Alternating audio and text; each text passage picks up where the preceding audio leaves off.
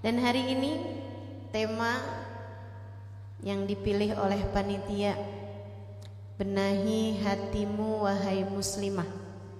Begitu kalau saya tidak salah. Betul ya? Benahi hatimu wahai perempuan. Benahi hatimu wahai perempuan. Karena masalah hati ini masalah yang paling penting. Orang bahagia itu tergantung hatinya.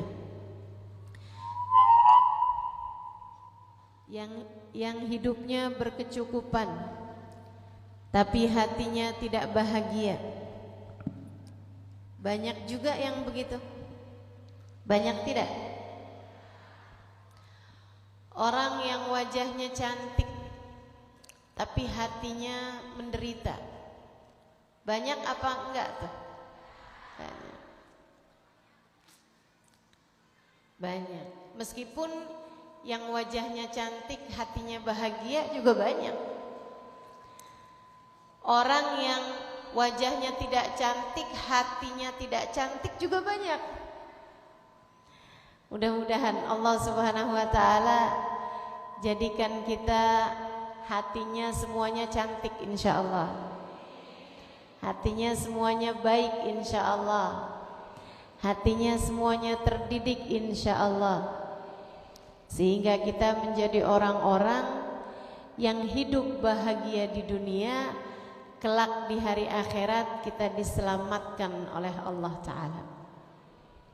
Sebab akhirat tuh Allah cerita dalam Al-Quran, dalam doanya Nabi Allah Ibrahim alaihissalam.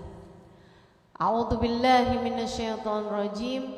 Rabbi la tukhzini yawma yub'atsun yawma la yanfa'u malun wala banun illa man atallah biqalbin salim. Illa man atallaha biqalbin salim. Kata Nabi Ibrahim, ya Allah, jangan hinakan aku di hari akhirat, di mana hamba-hambamu Engkau bangkitkan. Yauma la yanfa' mal wala banun, di akhirat itu tidak bermanfaat orang bawa harta, tidak bermanfaat orang bawa anak. Ini hiburan dari Allah Subhanahu wa taala untuk hamba-hambanya yang waktu hidup di dunia hidupnya sangat terbatas ekonominya. Kamu hidup di dunia miskin enggak apa-apa. Kata Allah, di akhirat orang kaya pun enggak manfaat. Yauma la yanfa' mal, tidak bermanfaat orang yang datang dengan bawa harta yang banyak yang sudah dia sedekahkan sekalipun. Ini kalau ada orang kaya dan banyak sedekahnya, di akhirat belum tentu manfaat. Orang datang pada Allah bawa harta, belum tentu manfaat. Orang datang pada Allah bawa anak, belum tentu manfaat. Yang manfaat, yang pasti selamatnya siapa ya Allah? Man atallah biqalbin salim. Orang yang datang kepada Allah dengan membawa hati yang selamat, hati yang sehat, hati yang bagus, hati yang benar. Jadi kalau orang di hari akhirat nanti bawa sedekah banyak ditambah dengan hati yang baik baru manfaat. Orang bawa anak banyak dan dia bawa hati yang benar baru manfaat. Anak saja tanpa hati yang bagus gak manfaat. Harta saja tanpa hati yang bagus gak manfaat. Bahkan orang datang pada Allah dengan bawa ibadah yang banyak tapi hatinya rusak juga tetap tidak bermanfaat. Orang datang pada Allah dengan bawa ilmu yang banyak tapi hatinya hancur, gak manfaat apa-apa. Gak manfaat apa-apa. Ada dulu di zamannya Nabi Allah Musa alaihissalam, Diceritakan oleh Imam Ghazali dalam kitab Minhajul Abidin, buku terakhir yang ditulis oleh Imam Al-Ghazali beberapa saat sebelum kewafatannya, beberapa bulan sebelum kewafatan beliau. Imam Ghazali cerita tentang seorang laki-laki sangat berilmu, ilmunya sangat tinggi, sampai-sampai kabarnya, kata Imam Ghazali, tiap dia mengajar, malaikat ikut turun untuk mencatat pelajaran-pelajarannya. Ilmu yang luar biasa. Saudara sekalian, akan tetapi hatinya rusak. Hatinya enggak benar. Hatinya tidak baik. Hatinya penting baginya, prioritas baginya pandangan manusia padanya, citra dirinya, itu yang menjadi tujuan utama, prioritas utama dengan ilmunya tersebut. Tampak ketika datangnya Nabi Musa alaihissalam. Nabi Musa satu waktu berkunjung ke daerah tersebut.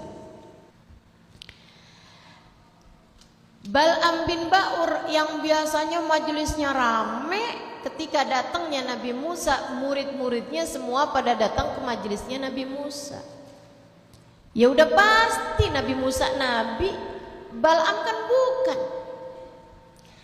Andai saja Bal'am bin Ba'ur hatinya baik, tentu dia malah akan sangat mendukung, bahkan beliau pun akan ikut serta duduk di majelisnya Nabi Allah Musa untuk nyari ilmu, untuk setidaknya minta keberkahan dari Nabi Musa. Sebab meskipun ilmunya Bal'am bin Ba'ur itu tinggi, dia bukanlah seorang nabi, yang nabi adalah Nabi Musa. Bal'am gak gitu ceritanya. Dia ngerasa gerah, dia merasa gelisah. Kenapa ya? Kok sekarang majelis saya sepi? Oh, karena semuanya pada hadir kepada Nabi Musa. Dia pun mulai hatinya gatel, hatinya ada kuman, ada bakterinya nih yang dia biarkan.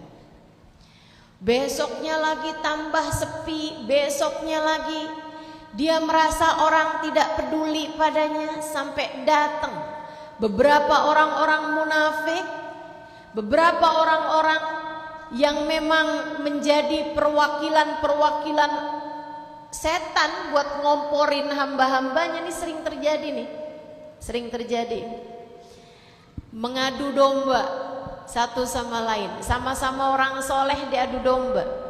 Tapi kalau Nabi Musa tentu saja tidak akan mampu sesiapapun menggoda Nabi Musa, karena Nabi Musa seorang nabinya Allah SWT. Bal'am gak gitu.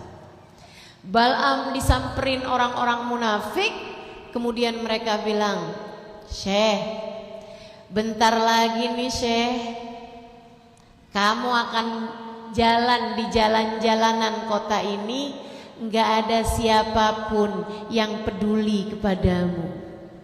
Semua orang hanya akan peduli kepada Nabi Musa, dan mereka semua akan meninggalkanmu." Bal'am pun kemudian dia merasa dirinya terzolimi, dia merasa dirinya tersakiti dengan kedatangannya Nabi Musa. Lihatin tuh hati kalau nggak bagus kayak begitu, mudah merasa terancam. Wah, kalau ustadzah ini dihormatin, nanti saya nggak lagi dihormati. Wah, kalau si ibu itu dihormatin orang lain, nanti saya tidak lagi dihormati orang. Wah, kalau anaknya dia dilamar kemudian jadi nikah, sementara anak saya nggak nikah-nikah, saya akan turun image saya di tengah masyarakat. Nanti saya dikatain, sebagai ibunya perawan tua. Wah, kalau begini nanti saya akan begini. Waduh, sangat penting baginya pandangan orang. Dan ketika itu kamu merasa terzolimi, seolah-olah ada orang-orang yang telah mengambil hakmu dari pandangan baik masyarakat. Penyakit hati nih, hati-hati. Sampai membuat Bal'am sholat malam. Seperti mana biasanya, dia memang biasa sholat malam. Habis selesai sholat, selesai ibadah, dia berdoa, ya Allah, tidakkah Engkau lihat saya menjadi ditinggalkan umat karena kedatangan Musa di tempat kami? Ya Allah, tidakkah Engkau lihat saya menjadi tidak berarti di tengah masyarakat, padahal saya membawa ilmu-Mu ya Allah, padahal saya membawa dakwah menuju-Mu ya Allah, padahal saya membawa jalan menuju surga. Gara-gara Musa ya Allah, saya menjadi ditinggalkan oleh umat saya. Ya Allah, hancurkanlah Musa.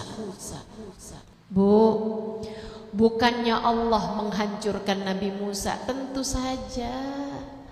Nabi Musa nabinya Allah, Nabi Musa utusan Allah. Nabi Musa adalah penyampai wahyu Allah kepada umat. Didoakan hancur, ya doanya akan berbalik kepada si pendoa itu sendiri, sehingga Allah pun kemudian menghancurkan Bal'am. Dihancurkannya kayak gimana? Allah cabut iman dari dalam hatinya.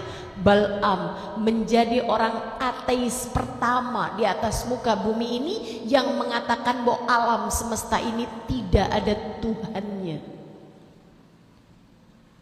Allah perumpamakan Bal'am. Di dalam Al-Quran Allah sebutkan, a'udzubillahi minasyaitonirrajim, famathaluhu kamathalil kalbi in tahmil alaihi yalhath aw tatrukhu yalhath. Perumpamaan Bal'am bin Ba'ur seperti anjing. Seperti anjing. In tahmil alaihi yalhath aw tatrukhu yalhath. Kalau kamu bawa, dia menggonggong. Kamu tinggalkan, dia menggonggong. Ibu-ibu saudaraku sekalian, teman-teman semuanya, saya ketika baca ayat ini dan tahu ayat ini Allah turunkan kepada Bal'am bin Ba'ur, seorang yang berilmu sangat tinggi, seorang ulama pada zamannya, yang seperti saya sampaikan tadi, kalau beliau mengajar, malaikat sampai turun untuk ikut serta mencatat pelajaran-pelajarannya. Allah ketika murka kepadanya disebabkan hatinya yang jahat, hatinya yang tidak baik, Allah serupakan dia setara anjing. Bu, Kak, Dek, dianjing-anjingkan oleh orang aja kita nggak terima. Bagaimana kalau bahkan Allah yang menganjing-anjingkan Bal'am bin Ba'ur? Padahal dia berilmu, tapi hati yang tidak terjaga, hati yang tidak baik adalah pertanda seseorang dimurka oleh Allah Subhanahu wa ta'ala. Na'udzubillah min dzalik.